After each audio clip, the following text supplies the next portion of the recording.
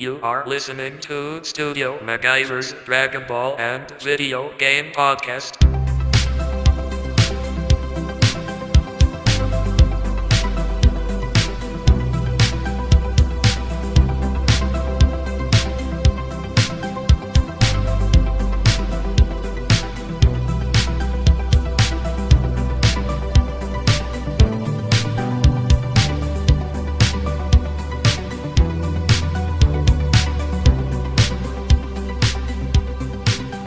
What is going down? It is your boy Studio MacGyver, and you are listening to Studio MacGyver's Dragon Ball and Video Game Podcast. Welcome back to the show, guys. Man, I had a pretty dope weekend. I don't know about you guys, but it was great, man. Got to go see Us, Jordan Peele's latest horror flick, and man, it was excellent. I think we have finally witnessed the birth of the Black Stephen King, if you will. I cannot wait for, his next project to come out, man. And I love horror movies. My daughter, even my little 5-year-old loves horror movies, man. We love them to death.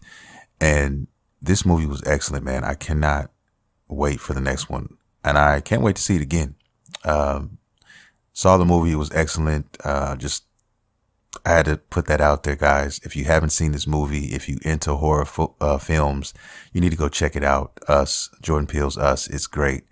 And if you haven't seen Get Out, it's also an excellent movie. But this one here is definitely cut from the cloth of horror in general, and just the way it was set up. I'm not going to spoil the movie, guys, for you. I would never do that.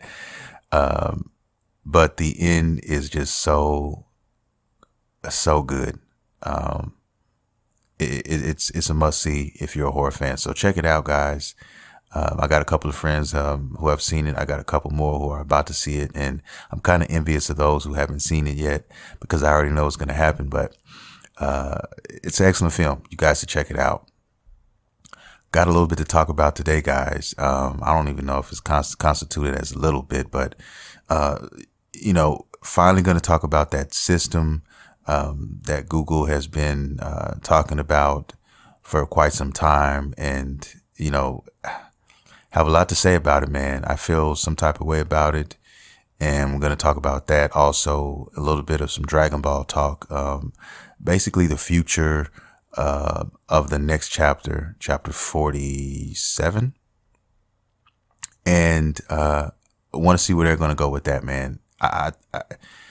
Yeah. And what I've been playing, if you guys didn't listen to last week's episode, I've been playing Assassin's Creed Odyssey. I still have been playing that. I haven't played anything else.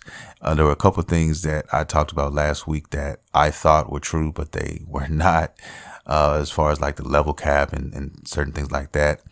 And I'll get into that. Also, some Switch titles that are going to be releasing in the month of April. Going to talk about a few titles that I'm looking forward to. And then one indie title that, man, kind of caught my eye and blew me away a little bit. And I want to just, mention that game. And, yeah, man. And some games that are actually coming to the Switch that, their relationship with Microsoft is only going to be good things for Nintendo Switch owners, period. You know what I mean? And I'll get into that. A couple titles that I didn't see coming, but now that I know they're here, it's all good. Well, let's get into the show, shall we? I guess I want to start off with the Nintendo stuff, man. Yeah, Nintendo has a couple of games that caught me off guard. I was not, ready for that. And one of them was one that I've been waiting to play since I've heard about the game, since before the game was announced. And that is Cuphead. Yes, you heard it right. Cuphead is coming to the Nintendo Switch along with Ori and the Blind Forest. That is also coming to the Nintendo Switch. That's another game I've always wanted to play. So two games that I've wanted to play for quite some time. And exclusive games to Microsoft are coming to the Switch now, and I cannot wait. I really can't wait to jump on this Cuphead.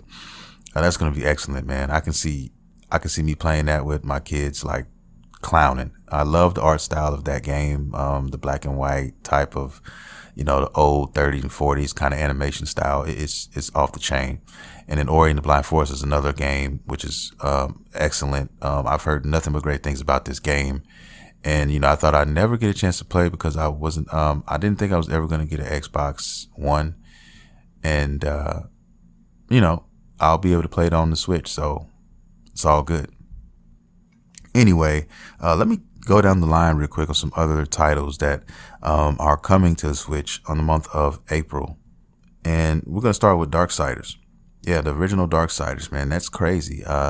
They're doing a lot of nice things, man, with the Switch. They're getting a grip of, the capabilities, and they're going out and finding certain games that will actually work for the system. And I really appreciate that.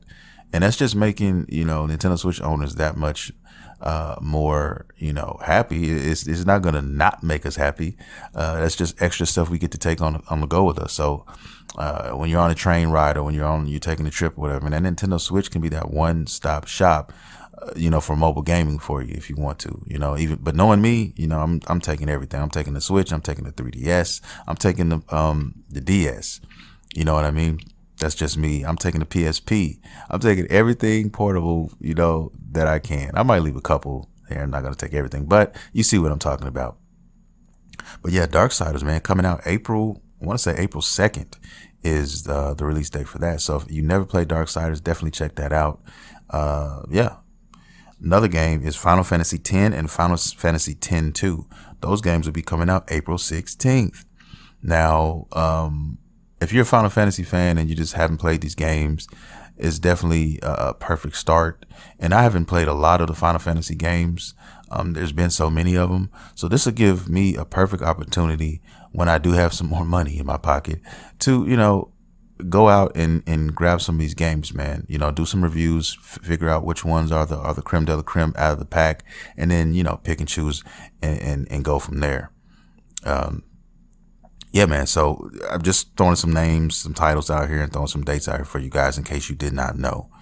The next game I want to talk about is, I already talked about Cuphead, but Mortal Kombat 11 is actually going to be coming to the Switch. Now, I think that's very, very admirable, and I want to hold my thoughts on that until I see what the game actually looks like, because, it's coming out for PS4 and Xbox One, and you already know it's though Mortal Kombat looks breathtaking, and graphically, you're gonna need some power. You're gonna need a beefy system to play that, and we all know that the Nintendo Switch doesn't have as much power. But I'm gonna be anxious to see how this plays and how it looks compared to, the PS4 and the Xbox One. Now, this is a game that if I had the choice to pick, of course I'm gonna go PS4, or if I had Xbox One, it'd be the Xbox One. Because those are the systems that'll be able to handle the game a lot better, I think. And that's just me, just, not really knowing anything, just, putting two together and coming up with four. And I mean, I think we all know that out of all three systems, the Nintendo Switch is probably going to be, the least, best looking one out of them, and maybe performance wise as well. But who knows, man? They could come out and pull something out and really, show us surprises. But, of course, all my friends and everybody like that will have it on, like, PS4. So, I'll be getting it for the PS4. But it's good to know that, they are thinking about, Switch owners, especially Switch owners who only are dealing with the Switch and want to play games like that. So that's cool. Man, here's another game that kind of fucked me up. I'm a big fan of this game, from Capcom. Back in the early days, I'm not too much, don't have too much love for Capcom, right now. For Street Fighter burned the fuck out of me. No, don't get me wrong, they have some dope games. I mean, Resident Evil series is fucking excellent, but when it comes to certain genres, man, they always make me upset, like Drake. But anyway, this game kind of fucked me up when I saw it. I mean, in a good way. As Dragon's Dogma is coming to the Nintendo Switch. Dragon's Dogma is like an open world RPG action game. My favorite genre in all of gaming. Is the creme de la creme, right above the fighting games. But yeah, that game I put so many hours. I could not tell you how many hours I put into Dragon's Dogma. Dragon's Dogma Online is out in Japan, or was out in Japan, and I was so envious that I was never able to play that online version. I would have loved to do that, but it is what it is. I got to play, the actual game. I actually own, I had it for PS3 and I have it for PS4, the HD collection. So I already have it. I won't be buying it, but it's cool to know that, it's coming to the Switch. You could play Dragon's Dogma on the go, on the train, or wherever you're at, man. You could play that. If you haven't played Dragon's Dogma and you have a Nintendo Switch, you should definitely pick this game up. Yeah, you should definitely pick it up. You have lots of fun playing it. The different builds that you spec into. I mean, I love the assassin build. I mean, I just do. I'm playing assassin build now in Assassin's Creed Odyssey. I'll get into that later a little bit, but yeah, man, check out Dragon's Dogma. If you don't know about this game, if you're into open world RPGs, yeah, definitely got to check that one out. Final Fantasy 12 is also a game that I remember playing. That's one of the Final Fantasy games I had a lot of fun playing, and it's been announced for April 30th for the Nintendo Switch. So that one is probably the first Final Fantasy game I'll be picking up. When I do pick one up, it'll be probably Final Fantasy 12, and then I'll probably, go from there. But yeah, man, I mean, so many great games. The last game on this list is actually an indie title, and I'm a sucker for action, pixelated indie games. I don't know what it is. I just love that genre as well. And the game is called Katana Zero. Check out the gameplay. Check out, the trailer for this game, Katana Zero, coming to the Nintendo Switch, and it's coming April 18th. Okay.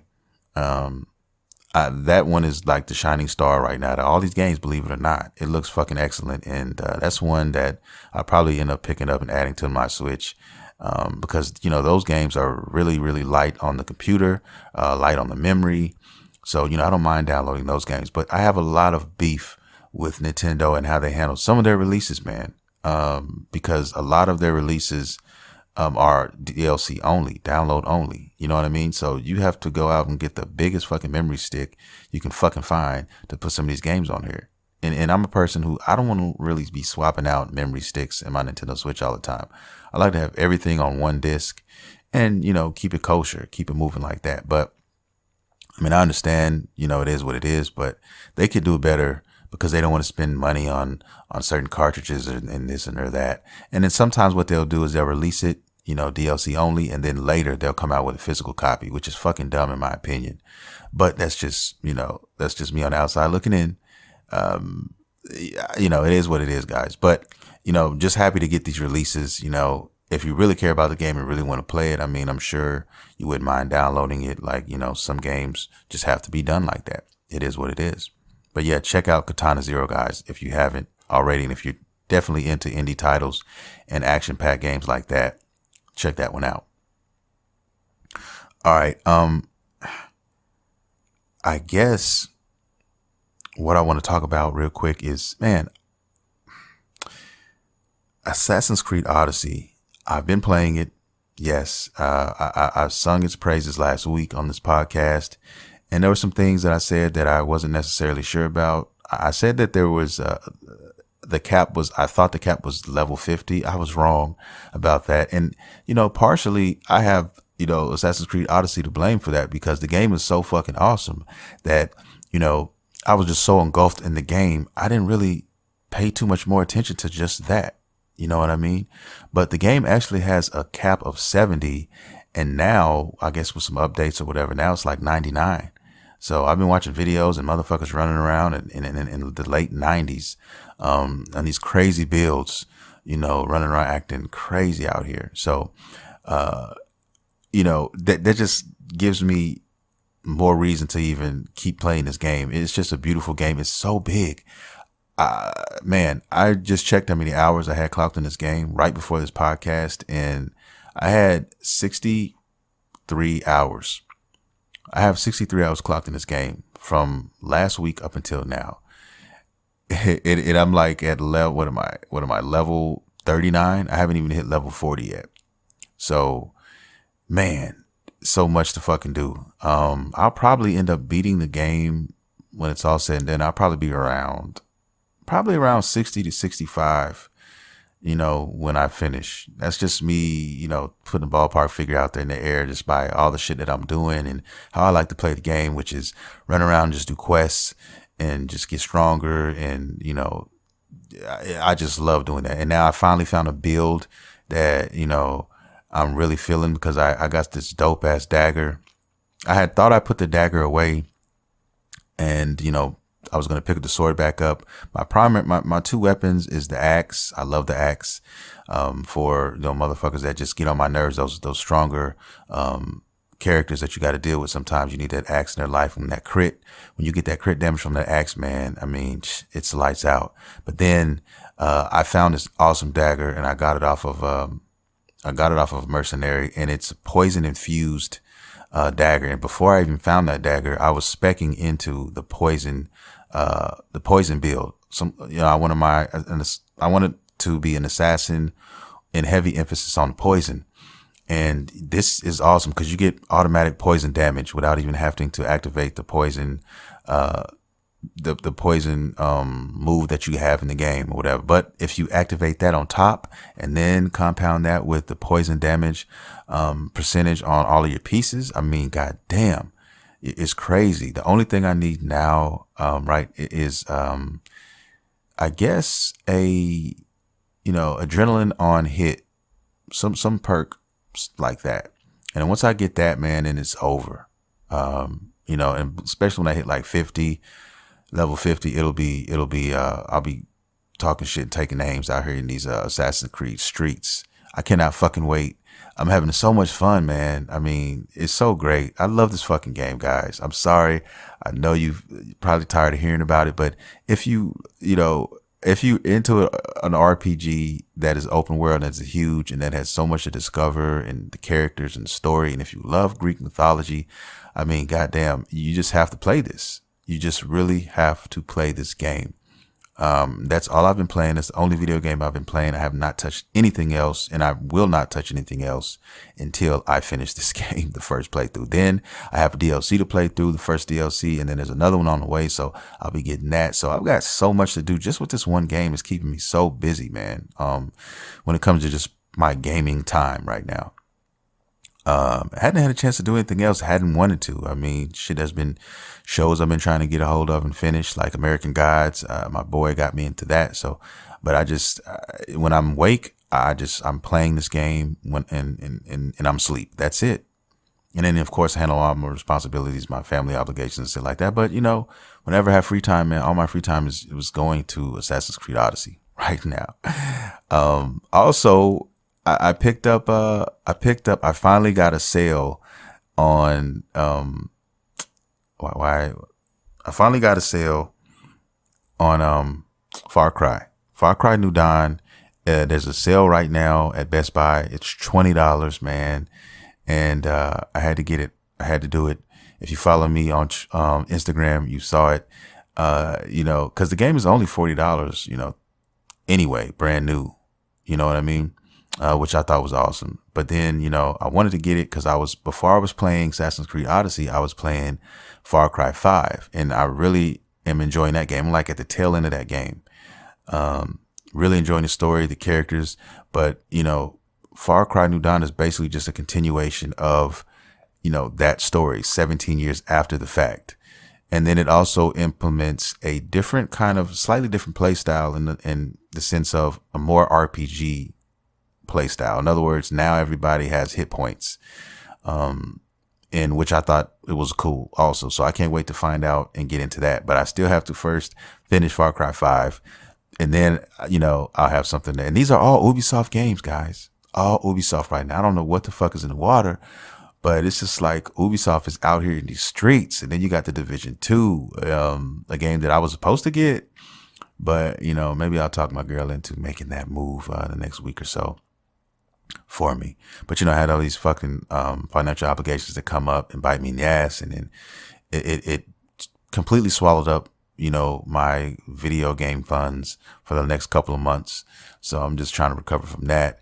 But I've luckily found some games to keep me enticed, keep me busy, and that's what I'm doing.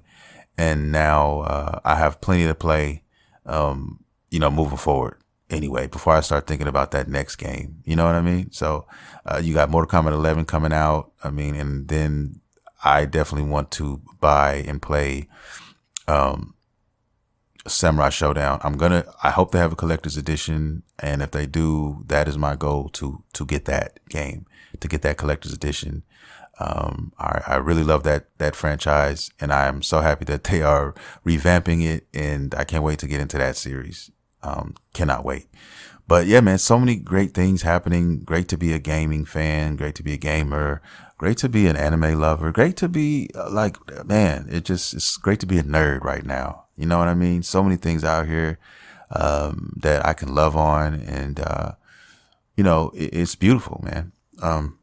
But yeah, Assassin's Creed Odyssey is definitely the creme de la creme of the RPGs right now, man. It is one of my favorite games. Definitely going to go down as a classic and a classic list for me. So yeah, I love that game. And Sekiro, Shadows Die Twice just came out. I mean, I've heard great things about that game. So many fucking games and not enough money. It's just crazy. But I'll end up going back around, and I guarantee you by the time I get a chance to play Sekiro, it'll probably be like $20. Not because I purposely waited that long. It's just that because all of the games that I'll end up probably playing and buying and finishing and everything like that, it'll just be that time, and the price will just end up dropping, and it's just how it is. And that's a good thing about being a gamer nowadays. I mean, prices on games drop pretty quick now. I mean, they don't like they used to, unless you're Nintendo. I mean, the prices will drop. You know what I mean? So, case in point, I mean, I got, New Dawn for $20. And I was at Walmart earlier, and it was, full price at Walmart. So you just have to catch these deals when you can and take advantage of them. I mean, I remember when Odyssey was $20. They had like a sale, a GameStop sale or something for a week. It lasted for, and then it was over. So it is what it is, man. You got to get in where you can fit in, baby. Anyway, shall we talk about, this new Google system and how it makes me feel? Let's do that. Let's do that real quick. All right. If you guys don't know, Google is coming out with, I guess, the next gen of gaming. And what it's called is Stadia, Stadia. And basically what this entails is it pretty much crushed my hopes and dreams as far as what I thought it was going to be, because I could have sworn it was going to be a console. Maybe the picture that I saw of a console for this system was, somebody, with too much time on their hands in Photoshop and just going to work on it. And, it's not going to be a physical console. There will be a physical, controller, and that's optional. You don't even have to use that. But finding out, listening to the press conference, listening to other people talk about it, it basically left me with more questions than answers right now. Because we don't know a lot about this. We just know that it's going to be a streaming service. And when I heard that, I was like, it made me feel some type of way. And the reason why I say that is because, look, if anybody else would have came out and said some shit like this, it'd be cool. You'd be like, yeah, whatever, they'll probably flop. But this is Google, talking about doing this. Everything's going to be run off of Google servers. There's going to be no load time. There's going to be none of that. Anything that happens within the game on that end of it is going to be handled on their servers. They're all, on them. They have lots and lots of money, man. And I'm sure they're going to make lots and lots of relationships with the birth of this thing, They're planning on launching it 2019, this year, sometime this year. I'm assuming latter year, maybe latter part, maybe the holiday season, somewhere after October. Which also brings me to questions.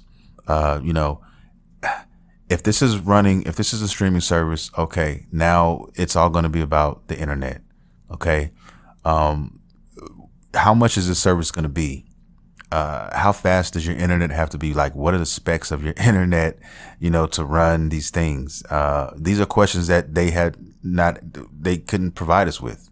We don't know anything about that. We don't know how much it's going to be. We don't know, how fast, the internet has to be, if it can run off, can it run off 4G or not? I don't know. We're not going to find that out until later on in the summer, which they, to their defense, they're going to, let some of this stuff trickle out then price wise, everybody can get a gauge on where this is going. But if you ask me, and this is just purely my opinion, when it comes to streaming video games, there's going to always be problems, because you're dealing with satellites, you're dealing with, glitches and things of that nature that can happen. And you're going to be dealing with lag. And in my opinion, my humble opinion, I just think that, we're still a handful of years away from, a company actually taking this and making it pristine. In other words, flawless as possible. You know what I mean? And like I said, we'll know more as time progresses because, I don't know how the internet's going to be, but apparently with this, I guess with the streaming service, you can play it on any device. I mean, you can play it on your tablet. You can play it on your phone, computer, anything with a screen. You can play it. And if you have a you can also use any USB controller. So you can use your PlayStation 4. You can use your Xbox, whatever. As long as it's a USB controller, you can use it to play these games. Then here's some of the other questions. You know what I mean?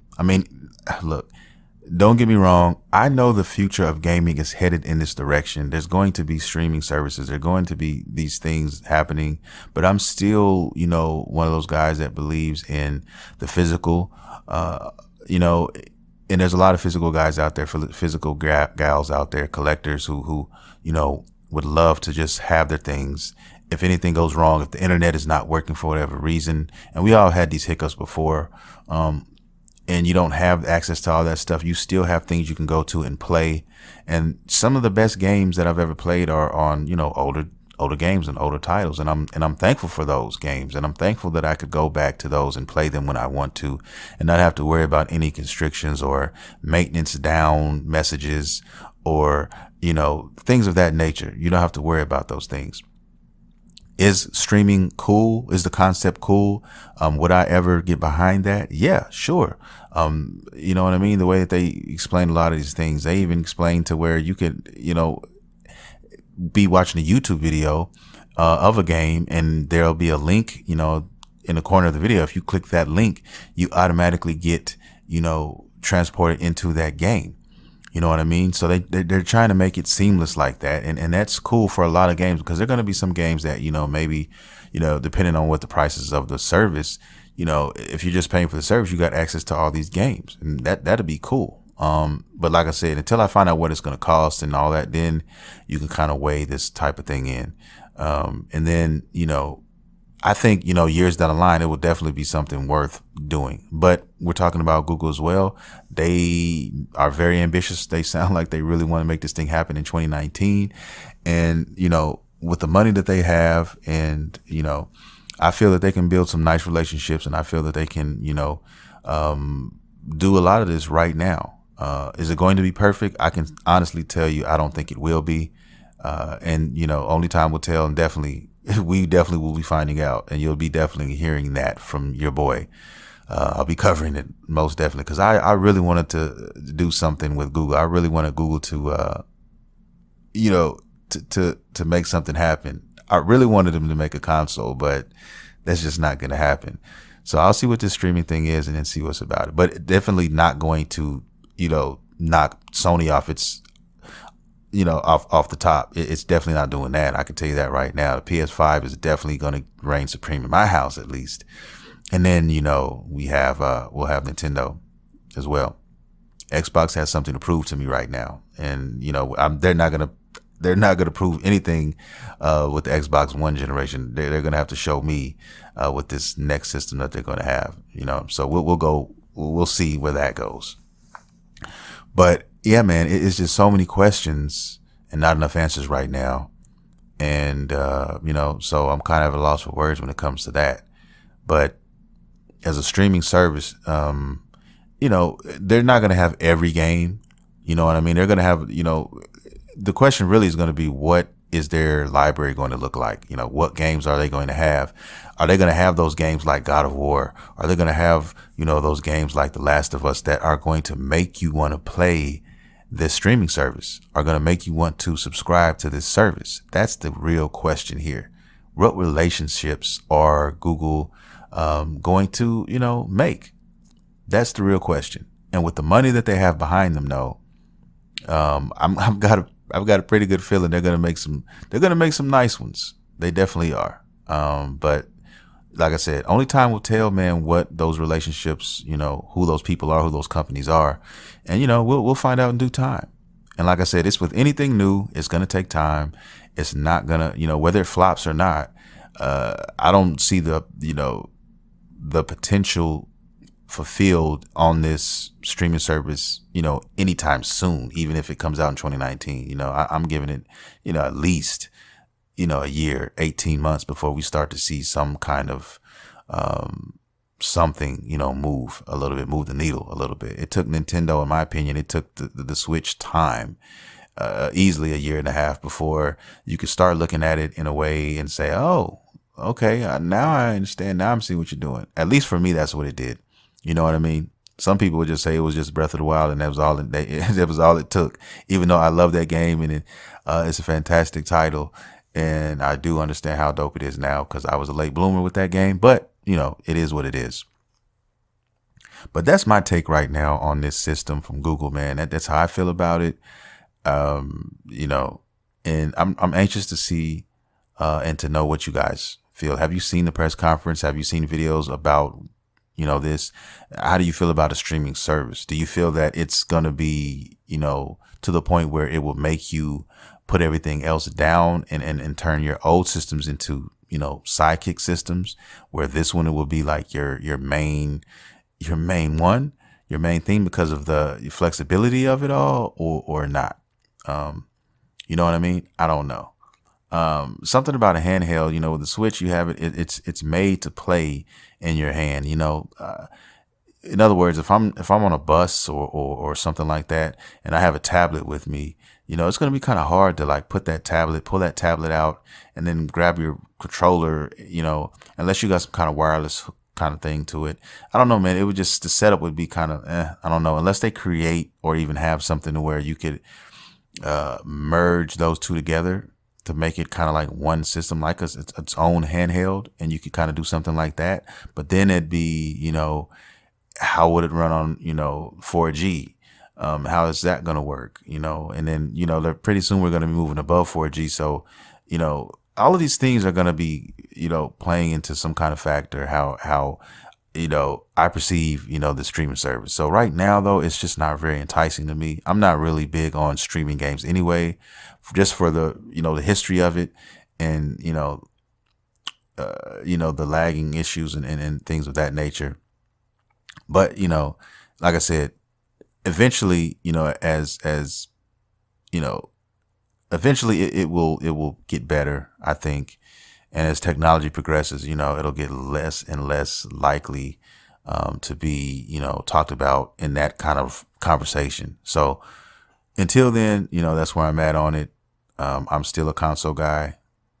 I still have to feel and touch my game. I prefer to feel and touch my games. I'm really not a fan of download only games unless it's like from indie titles and where you can put hundreds of games on there, I understand that aspect of it. But other than that, man, that's where I'm at. And I hope that answered a lot of you guys' questions about the system somewhat, at least. And I'll be covering it, so don't worry. More news comes out on it, I'll definitely be talking about it, because I am still intrigued because I want to know what the price is going to be, and I want to know what games and what publishers they have, in their bed right now. I really want to know. So we'll get to that. Last but not least on the show, guys, I want to just brush up against some Dragon Ball stuff real quick, man. Chapter 46 is officially complete, and Moro is a fucking beast. He is something I have never seen. He is, it's just a good thing. He's a very interesting character, man. That arc, that whole Galactic Patrol prisoner arc is awesome. Probably my favorite arc in quite some time, and it's only in manga form. So that's saying a lot, man. That is definitely saying a lot. Goku and Vegeta are like at their wits' end. They basically got shut down with pretty much they got left with like a small percentage of their life left. You know what I mean? Left to die on this planet. Luckily, Moro left them alive. He wanted them to suffer, but they were saved by some Namekians and nursed back to health, not full health because their energy was drained as well, but enough to where they can move around and things of that nature. But it's getting real. Majin Buu is awake now. He is awake. He is with the Galactic Patrolmen right now, and they're trying to protect him. They're trying to just doctor up some kind of plan, master plan to stop Moro. Now Moro is going after the Dragon Balls. He's already got a few of them. He's working his way from area to area and dusting off Nameks like they were fruit flies, and that's a wrap. I mean, so my question is just this, like, going forward with the next chapter, like I'm trying to figure out how they're going to do all this, because we know Majin Buu has the ability for some strange reason to seal his power away. But Majin Buu as a fighter is nothing compared to even Vegeta and Goku's fighting power. So I'm anxious to see how this is all going to take place and how Vegeta and Goku are going to end up being strong enough to even have something to do with stopping him. You know what I mean? And if they are going to reach out to, other fighters, and it makes sense that they might do that only because it's the Galactic Patrolmen we're talking about. It takes place in the universe. These are the universe police. So, they're dealing with other people in other universes and things of that nature. So it makes sense that they might pull some characters from other universes, man, and try to see what's going to happen with this. Because I just don't know how Vegeta and Goku are going to beat this guy, man. And now that he's, in his prime again, I don't know how they're going to stop this guy unless they can figure out something, a weakness of his, and exploit that. And, Toriyama is definitely going to show us the way. It's just so fun and kind of antagonizing at the same time to not know where this is going and where you can only speculate yourself. But it's also exciting because playing that guessing game, trying to figure out, the next way, the next chapter, and even, the next step of the evolution of the Saiyans and how all that's going to take place. Like, where is Vegeta and Goku going to go next? What plateau, or how are they even going to get to that next plateau? And what are they going to look like? And what new forms or what new abilities are they going to gain from this? You know what I mean? I just can't wait for that. And I also want to see what's going on with, the rest of the gang. I mean, we got Bulma in here. She's caught up in the mix right now. You even have, Mr. Satan in here making some appearances and things of that nature, but no Gohan sighting yet. And no other Z-Team, fighters have been seen. So these are some of the questions that I'd like to have answered in this manga. And maybe they might infuse some of this going forward with the Dragon Ball Super, anime, which brings me to this point real quick, man.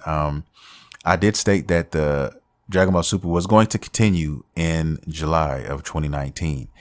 Now, there have been rumors and whispers in the streets that basically Toei and those guys are saying that that's not true. They're trying to say that it is not coming out in July, and they are not currently working on Dragon Ball Super. Now, I got this source from a very, very reliable source, and a lot of you guys may even know this guy. Geekdom 101 is where I got this information from. Now, if you don't know anything about Geekdom 101, he's a guy that's definitely dug in the Dragon Ball community. He knows a lot of people involved in the process. He's all hit all the big events, all of these things, man. He knows people.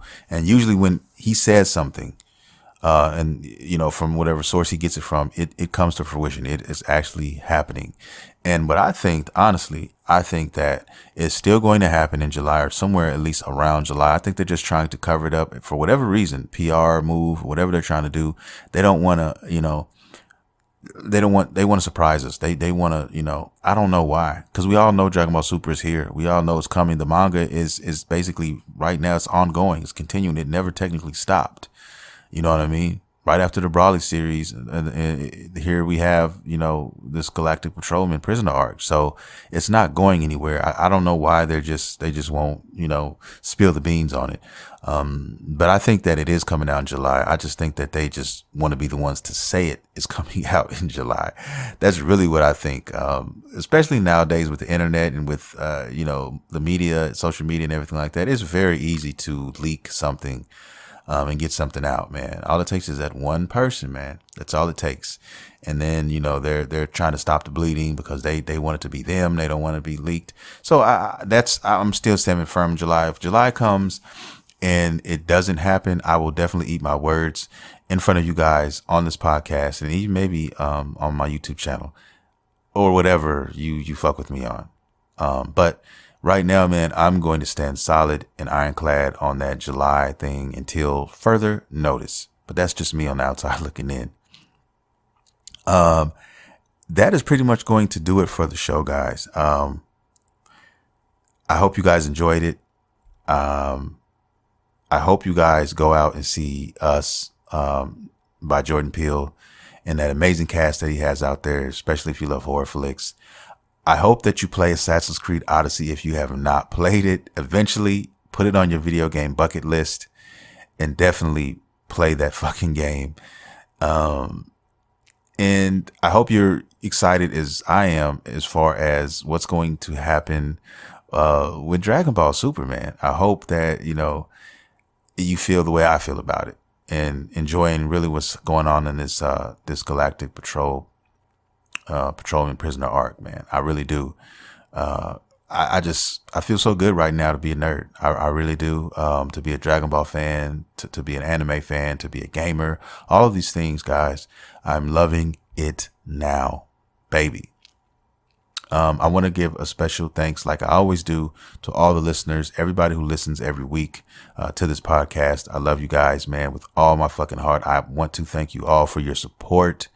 Every time, you just turn it on and listen, man, that is enough support for me, but especially the ones who go that extra mile and just say that, send me a message, reaching out to me, thanking me for, this podcast. It's crazy to think that something so small in my eyes, which is this podcast, is so big in a lot of you, guys' faces, man. You know what I mean? Like, you guys a lot of you really look forward to these podcasts every week. And, you let me know that, and it makes me just feel that much better. And it gives me that much more, strength to just carry on, man, and keep doing it. Sometimes when you get tired, you don't feel like, doing it for whatever reason, or just, other situations happen and things happen.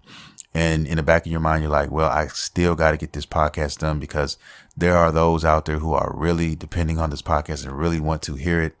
And, that is the things that I'm talking about right there. That is the love that I feel from you guys. And that is the love I want to return. So with that being said, guys, I am going to get out of here. This is Studio MacGyver. You have been listening to Studio MacGyver's Dragon Ball and Video Game Podcast. See you next time.